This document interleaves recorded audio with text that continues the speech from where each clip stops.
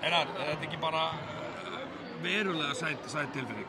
Menna komin í hólu, 2-0 undir, tveir bara allavega sigurinn í kvöld mjög samfærandi. Hver var svona lykillinn?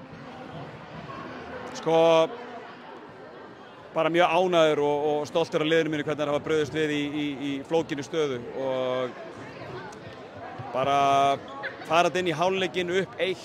Okkur fannst og við töluðum það að gefi ekki rétta mynd af leiknum. Og litli hlutir sem við þurftum að laga, tapaði boltar svona óþarfa og sóknarfrákust. Á sama tíma vorum við að gera feiki vel á bakverðina þeirra, Devos í rauninni bara svolítið að kerja þær í gegnum hennar fyrir áleiki í ykkur 21 stigi.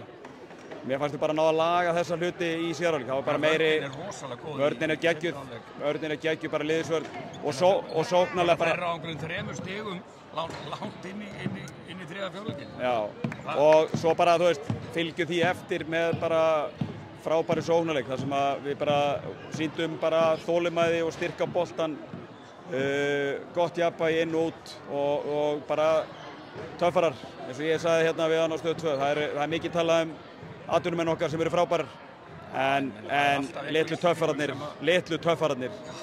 enn og aftur og þú veist. Já, ekki alltaf sama. Alls ekki og það er Lára spilast akkurat, það er beauty, við erum lið, við trúum á hver aðra og ég hef sagt það ofta áður, hvort sem það er Lára eða Anna eða Krista eða Hulda eða Sara eða Eygló, þú veist, þær eru allar að kontribúta með einum öðrum hætti og þetta var bara frábær liðsigur. En þegar það lendið undir 0-2, menna voru einhverja breytingar sem þú gerir í 3. leikinn eða hvað? Þetta er búið að vera ákveðin adjustment á milli leikja, þú veist, frá 1 í 2 og 2 í 3 en þú veist, við töluðum það eftir leik 2 að þetta var ekki spurning einhverja kollvörpun á því sem við vorum að gera og við þurftum kannski aðeins að skoða bara hvernig við vorum að leysa boltapressuna hátt á vellinum en þegar kemur í sóknarleika hálfum velli þá bara erum við trú á okkar, vitum hvar okkar styrkleika liggja og svo bara þegar við náum að læsa svona varnarlega þá erum við bara fjandi erfið að eiga við. Og minna lykillinn að þá sigri í þessum hreinu oddaleik. Er þetta alltaf vörnin? Er þetta alltaf spurningum vörnin?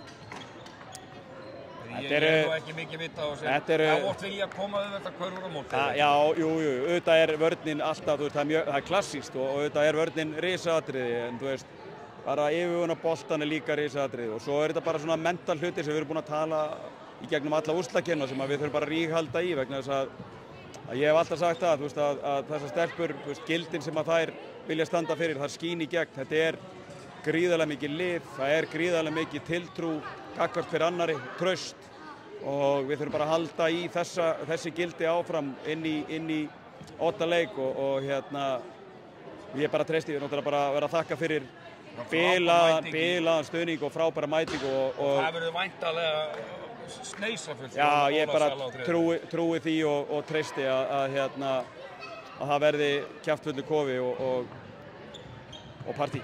Til lukku með það. Takk.